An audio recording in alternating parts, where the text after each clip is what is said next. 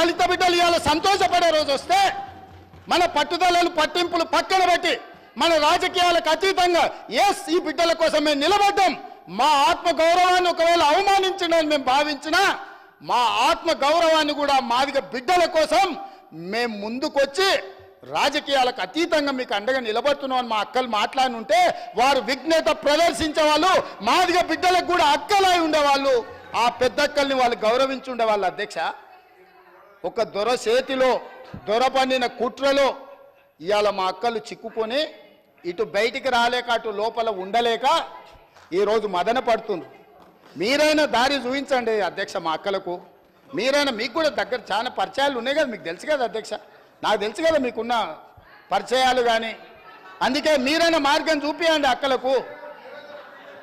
అదేవిధంగా ఏది ఏమైనా ఈ స్కిల్ యూనివర్సిటీ మీద